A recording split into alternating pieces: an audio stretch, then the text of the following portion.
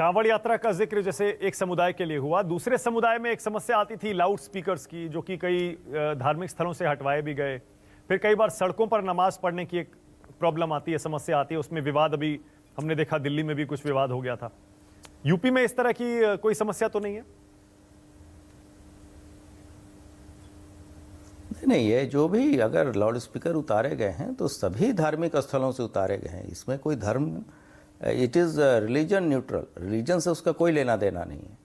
ये तो आपने देखा होगा पढ़ाई के दिनों में ओल्ड लोग रहते हैं, अगर आप लाउड स्पीकर बजाएंगे सबको असुविधा होती है।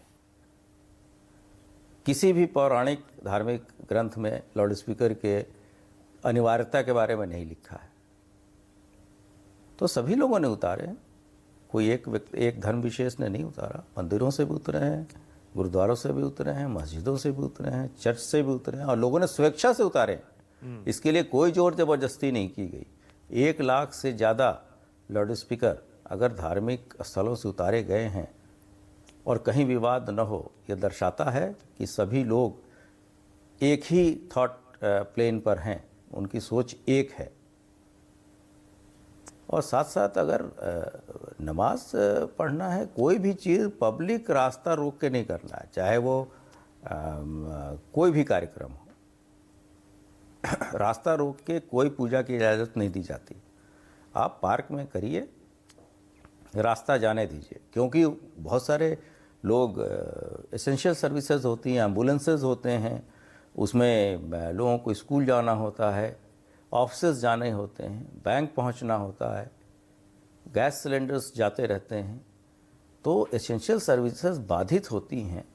ये चीज़ें लोगों को बताई गई हैं और लोगों ने कोऑपरेट किया है। ऐसा नहीं कि इतना बड़े प्रदेश में आप कोई चीज़ तुगलकी फरमान जारी कर देंगे और वो आपके डर से या वैसे कोई इम्प्लीमेंट कर देगा। सबको कॉन्फिडेंस में लिया जाता है,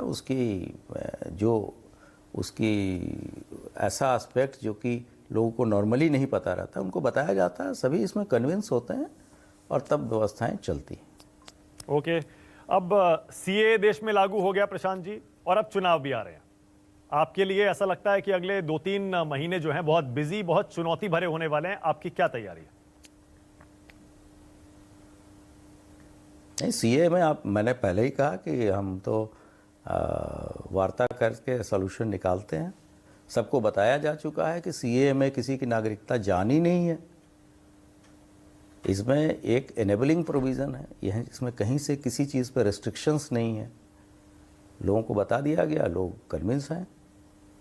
जिन लोगों को कोई डाउट्स है, वो धार्मिक जो धर्मगुरु हैं वो लोगों को बता रहे हैं, अपील कर रहे हैं, लोगों को बता रहे हैं कि किसी तरह की कोई समस्या अगर है, किसी को कोई डाउट है, तो प्रशासनिक अधिकारियों से या पुलिस अधिकारियों से पीस कमेटी की बैठक में लोग मिलते हैं, उनको क्लैरिफाई किया जाता है।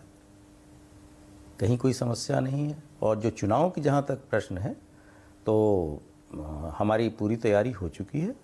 इस संबंध में माननीय चुनाव आयोग खुद लखनऊ आके उन लोगों ने समीक्षा की, हम लोगों ने अपने तैयारियों से अवगत कराया, और उत्तर प्रदेश पुलिस और प्रशासन पूरी तरीके से चुनाव को निष्पक्ष, शांतिपूर्ण, हिंसा रहित तथा प्रलोभन मुक्त कराने के लिए हम लोगों ने माननीय चुनाव आयोग को आश्वस्त किया है और उसके लिए पूरी तैयारियां की हैं।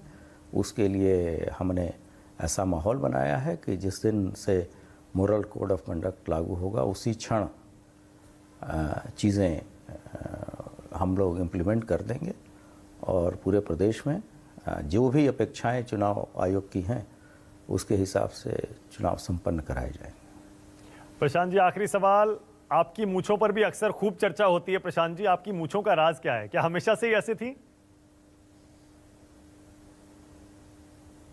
नहीं, ये तो सब व्यक्तिगत चीज़ें हैं, इसके लिए मैं क्या कहूँ, लेकिन मुझे नहीं लगता कि इन चीज़ों पर चर्चा ज़्यादा होनी चाहिए। Okay, thank you so much, बहुत धन्यवाद प्रशांत जी, हमसे बातचीत करने के लिए, न्यूज़ 24 पर आने के लिए बहुत धन्यवाद, शुभकामनाएं।